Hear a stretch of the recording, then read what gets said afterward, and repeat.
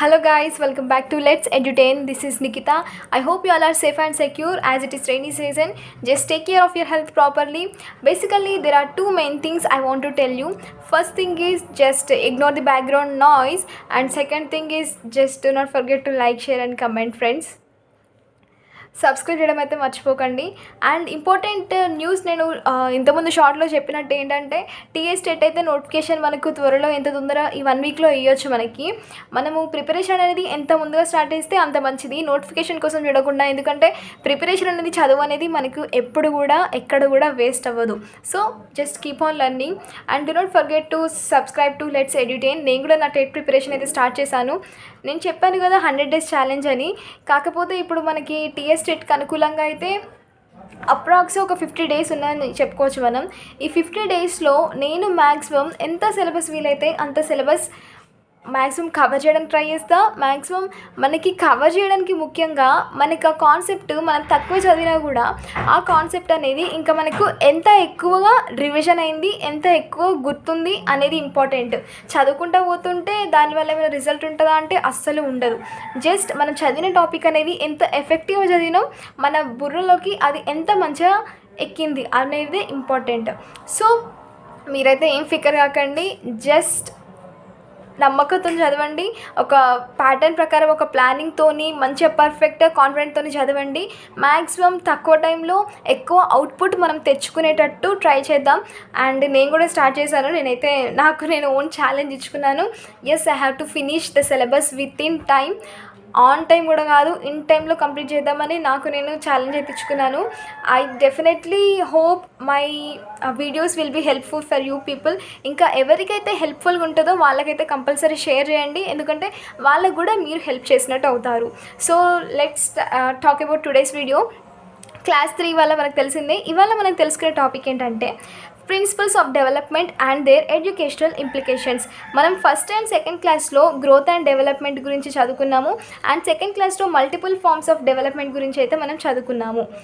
Growth and డెవలప్మెంట్లో మనం చదువుకున్నాము. And మనకు తెలిసిందే డెవలప్మెంట్ అనేది ఒక హ్యూజ్ కాన్సెప్ట్ అన్నట్టు. అందులో మల్టిపుల్ అండ్ వేరియస్ టాపిక్స్ అయితే మనకు ఉంటాయి.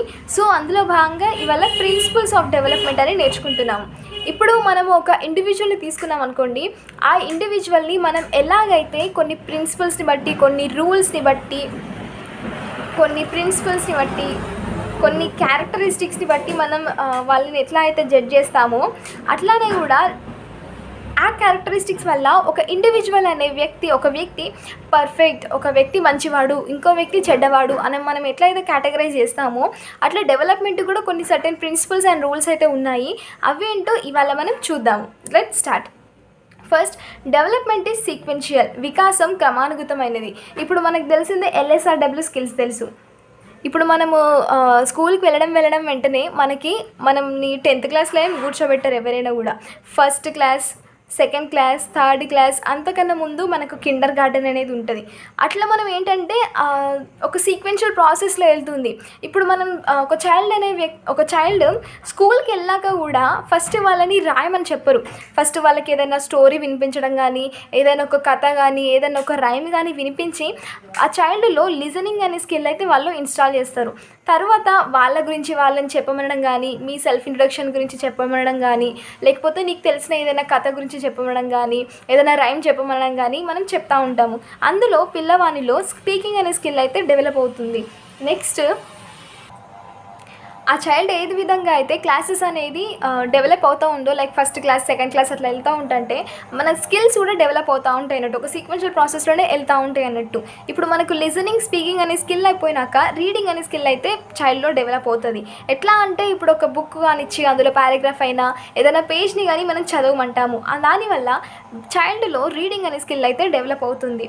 రీడింగ్ స్కిల్ డెవలప్ అయిన తర్వాత లాస్ట్కి మనం రైటింగ్ అనే స్కిల్, ఏదైనా ఒక టాపిక్ ఇచ్చి కానీ, లేకపోతే ఒక హోంవర్క్ కానీ, అది రైటింగ్ అనే స్కిల్ అయితే మనం చైల్డ్లో డెవలప్ చేస్తున్నాం. సో దీన్ని బట్టి మనం ఏమంటున్నామంటే, ఇప్పుడు ఎలా అయితే LSRW listening, speaking, reading and writing ఎలా అయితే ఒక సీక్వెన్షియల్ ప్రాసెస్లో వెళ్తుందో, ఎలాగైతే ఇప్పుడు మనకు ఫస్ట్ క్లాస్ నుండి 10th క్లాస్ అట్లా సీక్వెన్షియల్ ప్రాసెస్లో వెళ్తుందో, అండ్ ఆల్సో మనము చైల్డ్కి ఫస్ట్ నెంబర్ సిస్టమ్ అనే కాన్సెప్ట్ని టీచ్ చేసిన తర్వాతనే అడిషన్ కానీ, సబ్ట్రాక్షన్ కానీ, మల్టిప్లికేషన్ కానీ, డివిజన్ అనే కాన్సెప్ట్స్ అయితే టీచ్ చేస్తాము.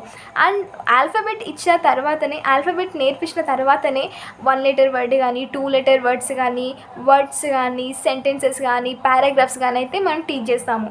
ఇది ఎలా అయితే ఒక సీక్వెన్షియల్ ప్రాసెస్లో వెళ్తుంది. మళ్ళీ మన లైఫ్ స్పాన్ కూడా ఫస్ట్ ఇన్ఫాన్సీ, శైశవ దశ, తర్వాత early childhood, later childhood, pre adolescent, adulthood, old age, ఇది ఎలా అయితే లైఫ్ స్పాన్ ఒక సీక్వెన్షియల్ ప్రాసెస్లో వెళ్తుందో ఇవన్నింటిని బట్టి మనం ఏం కంక్లూడ్ చేయొచ్చు అంటే development is a sequential process అని అయితే మనం చెప్పవచ్చు. వికాసం అనేది క్రమానుగతమైనది. I hope you all are clear with this principle. And moving on, individual differences occur in development. వికాసంలో వైయక్తిక భేదాలు ఉంటాయి.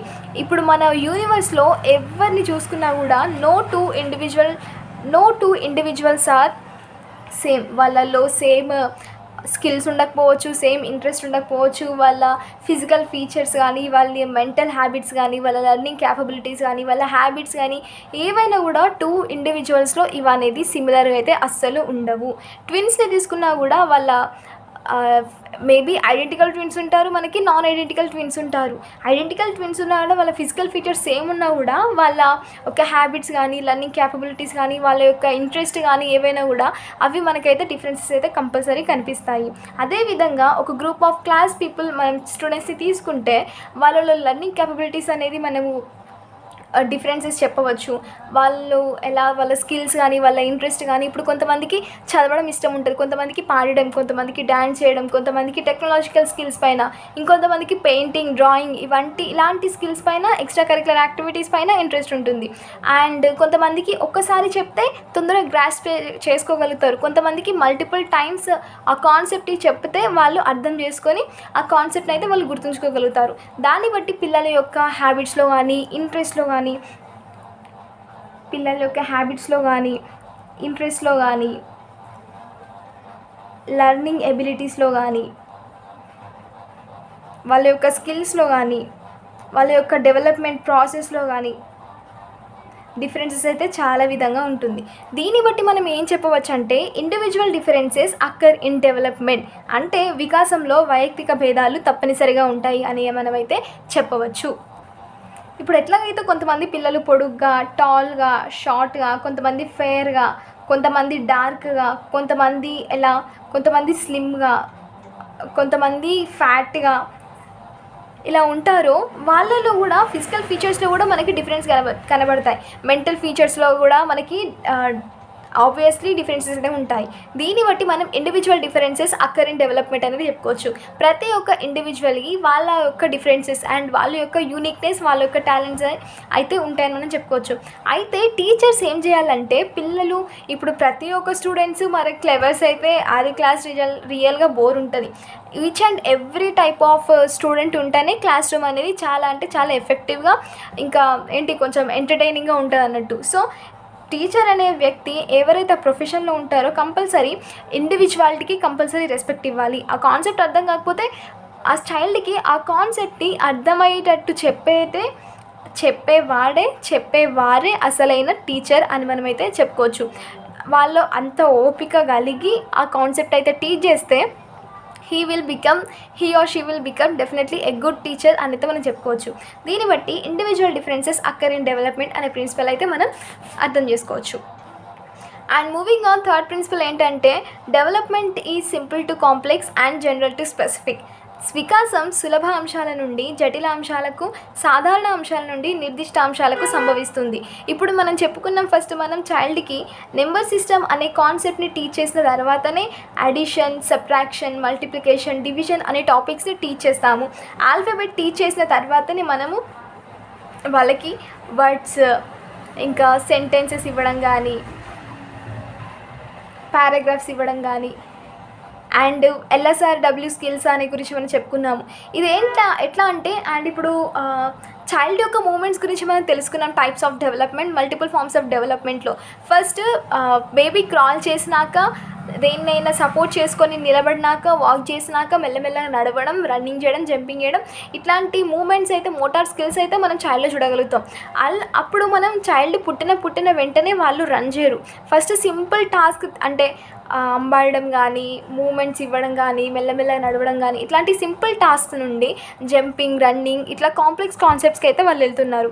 దాన్ని బట్టి మనం ఏం చెప్పవచ్చు అంటే development is simple to complex process and general to specific అని ఎట్లా చెప్పవచ్చు అంటే, ఇప్పుడు ఒక చైల్డ్ ఉన్నారు, ఆ చైల్డ్ ఒక శిశువు, కిండర్ గార్డెన్ శిశువు అనుకోండి, ఇన్ఫాన్సీ స్టేజ్లో ఉన్న చైల్డ్. యాక్చువల్గా వాళ్ళు ఎట్లా అంటే చీర కట్టుకున్న ప్రతి లేడీని, ప్రతి ఉమెన్ని వాళ్ళ అమ్మ అని కన్సిడర్ అనుకొని వాళ్ళందరినీ అమ్మ అని పిలుస్తాడు. బట్ అది కరెక్టా? తప్పు. అది జనరల్ కాన్సెప్ట్. తర్వాత కొంచెం ఏజ్ వచ్చినాక, కొంచెం మెచ్యూరిటీ అనేది గెయిన్ చేసినాక వాళ్ళ చీర కట్టుకున్న ఉమెన్ కాదు వాళ్ళ అమ్మ, ఓన్లీ వాళ్ళ అమ్మ మాత్రమే వాళ్ళ అమ్మ అని స్పెసిఫిక్ కాన్సెప్ట్ అయితే వాళ్ళలో ఇన్స్టాల్ అవుతుంది. ఇది ఒక స్పెసిఫిక్ కాన్సెప్ట్ అన్నట్టు.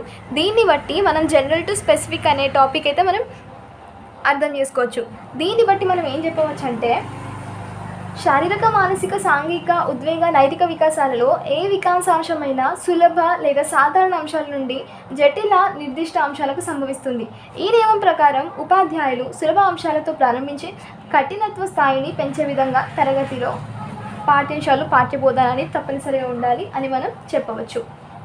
Moving on, development is non uniformity. వికాసం అన్ని దశల్లో ఒకే విధంగా ఉండదు. మనకు తెలిసిందే వికాసం జీవిత పర్యంతం జరిగే ప్రక్రియ. అయినా ఒక దశలో నెమ్మదిగా, మరొక దశలో వేగంగా సంభవిస్తుంది. మనకు తెలిసిందే ఫిజికల్ డెవలప్మెంట్ అనేది ఇన్ఫాన్సీ స్టేజ్లో ఎక్కువగా ఉంటుంది, అడల్ట్హుడ్లో తక్కువగా ఉంటుంది. దీన్ని బట్టి మనం ఏం చెప్పొచ్చు, ఇక్కడ ఫిజికల్ డెవలప్మెంట్ ఇన్ఫాన్సీ స్టేజ్లో ఎక్కువ ఉంటుంది, అడల్ట్హుడ్ స్టేజ్లో తక్కువ ఉంటుంది. Development is non uniformity. వికాసం అన్ని దశలో ఒకే విధంగా ఉండదు. ఈ నియమం ప్రకారం ఉపాధ్యాయులు తరగతి గదిలో విద్యార్థులు ప్రతి దశలో ఒకే రకంగా విద్యా సాధన కనబరచరని తెలుసుకొని సరైన మార్గదర్శకత్వం అందివ్వాలన్నట్టు. ఇప్పుడు ఎగ్జాంపుల్ మనం ఏం చెప్పవచ్చు అంటే, క్రికెట్లో కొంతమంది క్రికెట్ వాళ్ళ కెరియర్ స్టార్టింగ్లో కొంతమంది క్రికెటర్స్ ఎర్లీ స్టేజెస్లో మంచిగా పర్ఫామ్ చేస్తారు. అండ్ కొంచెం ఎక్స్పీరియన్స్ అయినాక కానీ, లేకపోతే వాళ్ళ రిటైర్డ్ ఏజ్ దగ్గరికి వచ్చినప్పుడు కానీ వాళ్ళు అంత ఎఫెక్టివ్గా కానీ, అంత ఎక్స్పర్ట్ లాగా ఆడలేకపోతారు. దాన్ని బట్టి మనం ఏం చెప్పవచ్చు, డెవలప్మెంట్ ఈజ్ నాన్ యూనిఫార్మిటీ. కొంతమంది కొంత ఏజ్లో, ఆ ఏజ్లో వాళ్ళ లెర్నింగ్ క్యాపబిలిటీస్ కానీ, ఏదైనా గ్రాస్ప్ చేసుకునే కెపాసిటీ కూడా ఎక్కువ ఉంటుంది. లైక్ ఫిజికల్ ఎనర్జీ ఎక్కువ ఉంటుంది, మెంటల్ ఆలోచించే శక్తి ఎక్కువ ఉంటుంది. కొంచెం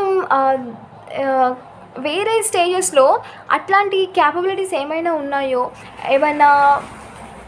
అట్లాంటి క్యాపబిలిటీస్ వాళ్ళ దాంట్లో తగ్గుతూ ఉంటాయి అన్నట్టు. దీన్ని బట్టి మనం ఏం చెప్పవచ్చు అంటే, వికాసం అనేది అన్ని దశల్లో ఒకేలాగా ఉండదు అనేది మనం చెప్పుకోవచ్చు.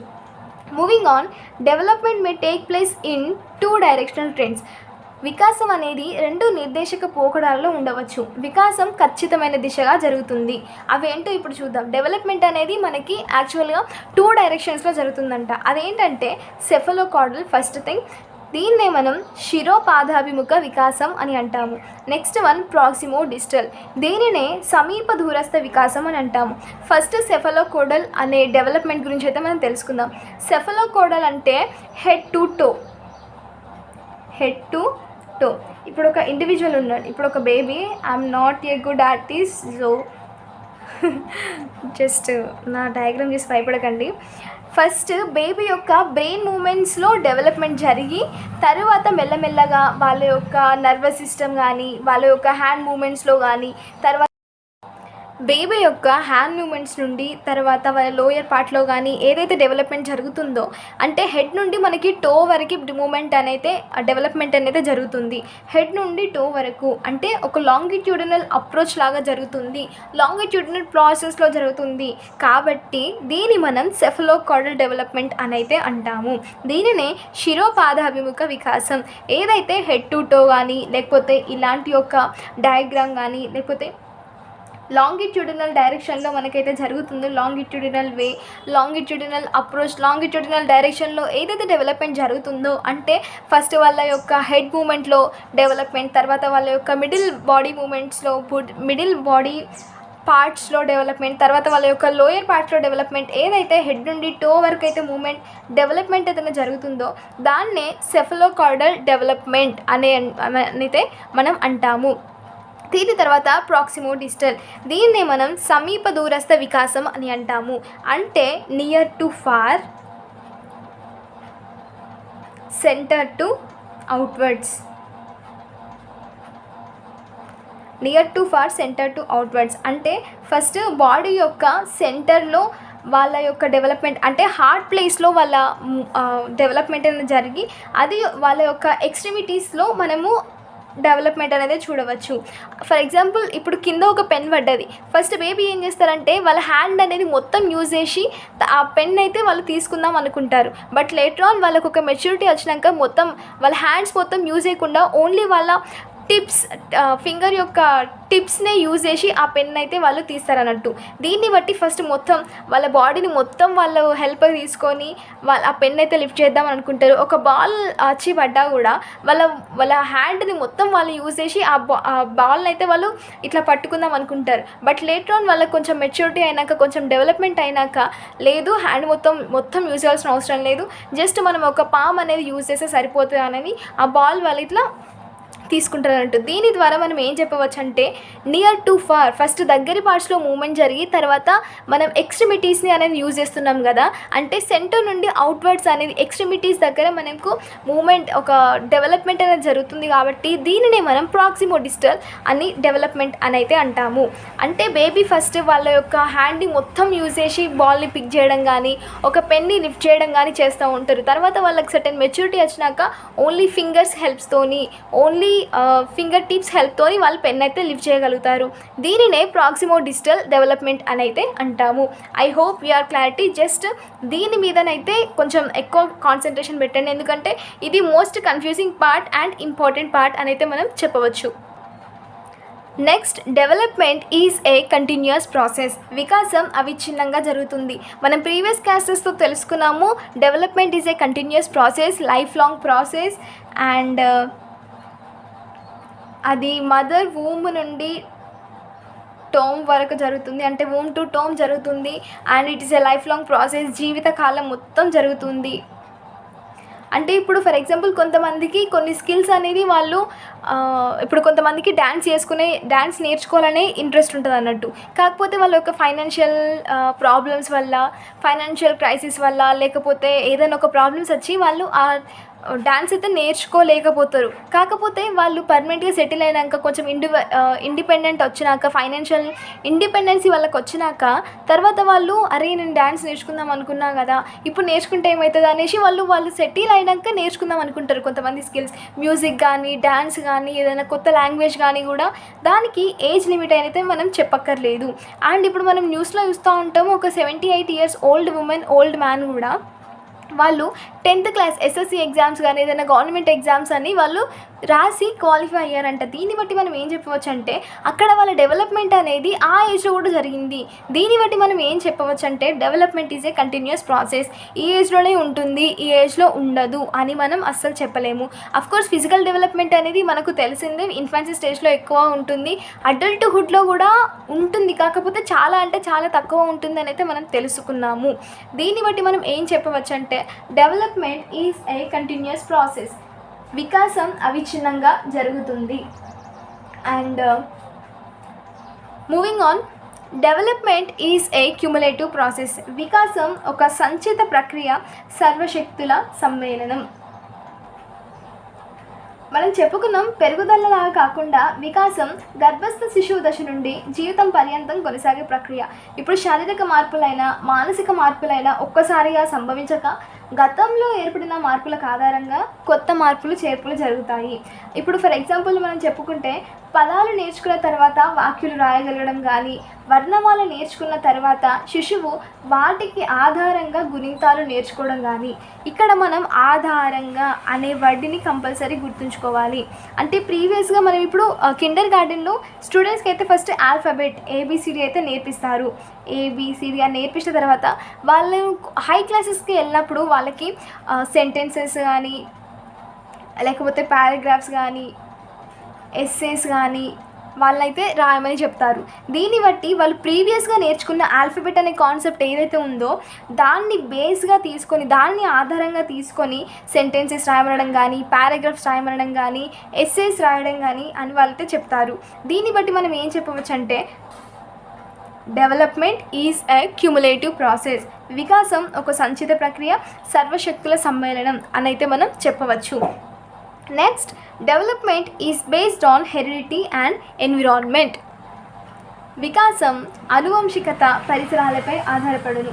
అనువంశికత అంటే హెరిడిటీ, ఎన్విరాన్మెంట్ అంటే పరిసరాలు. అనువంశికత మరియు పరిసరాల ఉత్పత్తియే మానవుడు. కావున ఈ రెండింటి పరస్పర చర్యల ప్రభావం వలన వ్యక్తిలో పెరుగుదల మరియు వికాసం మరియు మూర్తిమత్వం, దేన్నైతే మెచ్యురేషన్ అంటారో దాని యొక్క కన్స్ట్రక్షన్ అనైతే జరుగుతుంది. ఇవి రెండు ఫ్యాక్టర్స్ వల్లనే మన హ్యూమన్ బాడీలో కంపల్సరీ డెవలప్మెంట్ అనేది జరుగుతుంది. మనకు ఒక ఫార్ములా ఉంటుంది, development is equal to the combination of both heredity as well as environment. ఇప్పుడు కొంతమంది క్రికెటర్స్ ఉంటారు, వాళ్ళల్లో ఆ ఆట ఆడే క్యాపబిలిటీ కానీ ఎలా ఉంటుందంటే వాళ్ళ యొక్క యాన్సిస్టర్స్ కానీ, వాళ్ళ యొక్క పేరెంట్స్ కానీ, అంటే జీన్స్ అంటాం కదా మనం జనరల్గా, ఆ జీన్స్ నుండి వాళ్ళకి అట్లాంటి క్యాపబిలిటీస్ కానీ అట్లాంటి స్కిల్స్ అయితే వస్తాయి. అందులో హెరిడిటీ అనే ఫ్యాక్టర్ అయితే ఎక్కువ ప్రియారిటీ ఇస్తుంది. మరి కొంతమంది ఇప్పుడు మన పేరెంట్స్ క్రికెటర్స్ అయితేనే మనం అవ్వచ్చా అంటే అబ్సల్యూట్లీ కాదు. ఇప్పుడు కొంతమంది వాళ్ళ యొక్క ఇంట్రెస్ట్ ద్వారా, వాళ్ళ యొక్క విల్ పవర్ ద్వారా, వాళ్ళ యొక్క ప్రాక్టీస్ ద్వారా, వాళ్ళ యొక్క సక్సెస్ రేట్ వల్ల కానీ, ఏదైతే ప్రాక్టీస్ ఎఫర్ట్స్ వాళ్ళు పెట్టి అది నేర్చుకుని ఆ స్కిల్లో ఎక్సెల్ అవుతారో అందులో మనం ఎన్విరాన్మెంట్ అనే ఫ్యాక్టర్ని అయితే ఎక్కువ ఎగ్జాక్ట్ చేయొచ్చు. So both heredity and environment, ఈ రెండు ఫ్యాక్టర్స్ అయితే కంపల్సరీ ఒక ఇండివిజువల్ యొక్క డెవలప్మెంట్కి అయితే కారణమవుతుంది.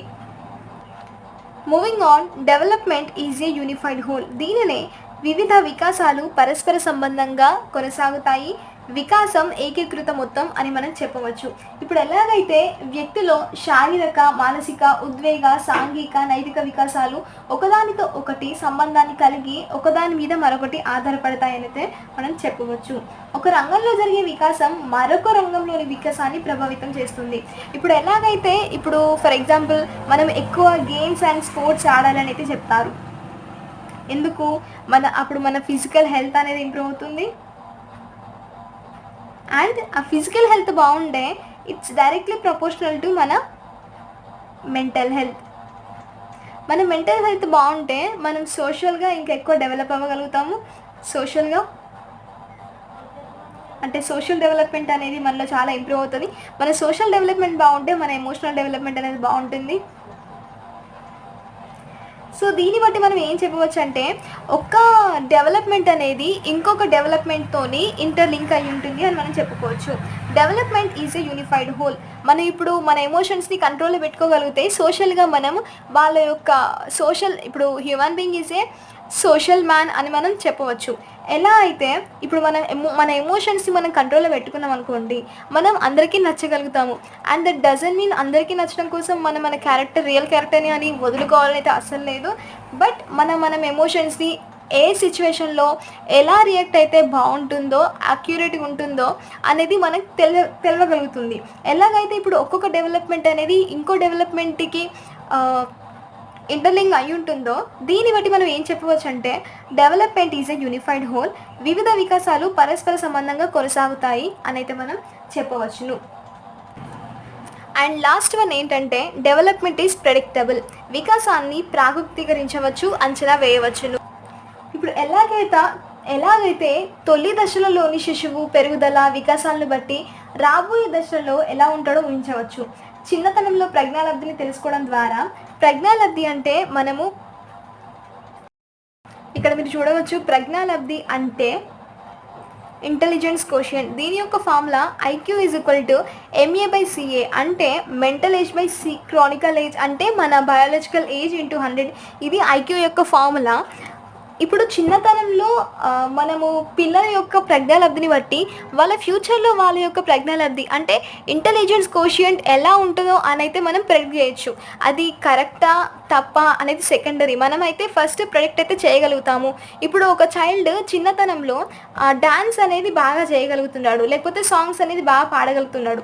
దీన్ని బట్టి మనం ఫ్యూచర్లో ఏం ఎక్స్పెక్ట్ చేయొచ్చు అంటే, ఏం ప్రెడిక్ట్ చేయొచ్చు అంటే, వాళ్ళు ఫ్యూచర్లో ఒక మంచి డాన్సర్ అవ్వచ్చు అని, వీళ్ళు ఫ్యూచర్లో మంచి సింగర్ అవ్వచ్చు అని.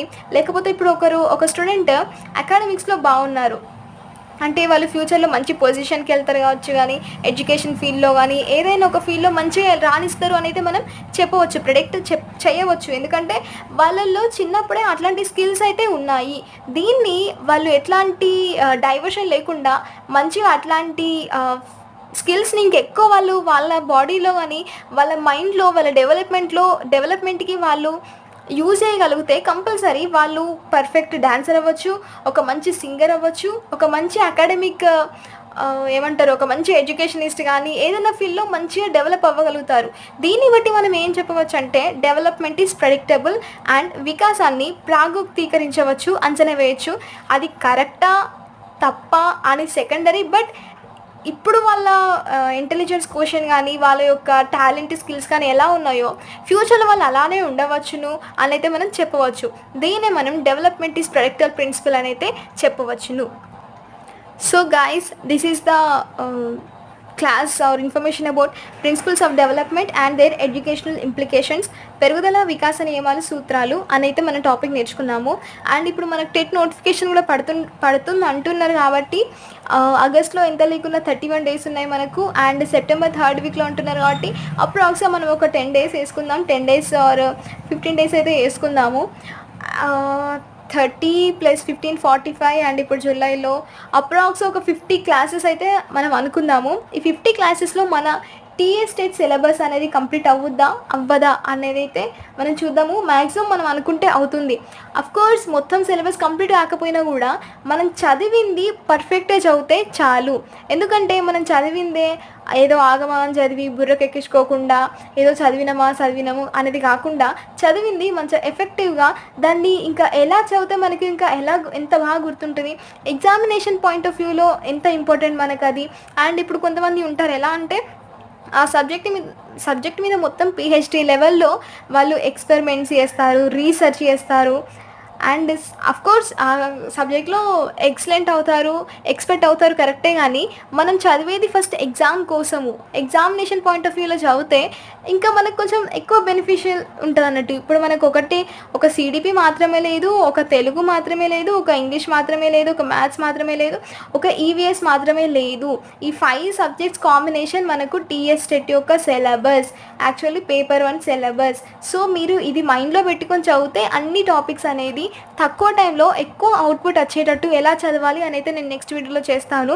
మీరైతే సబ్స్క్రైబ్ చేయడం మర్చిపోకండి. And just like, share and comment how the videos are. Just keep on learning guys, that's it. Try చేద్దాం, వస్తుంది రాదా secondary, but we need to give our best in preparation and practising. And thanks for watching. Just bye guys.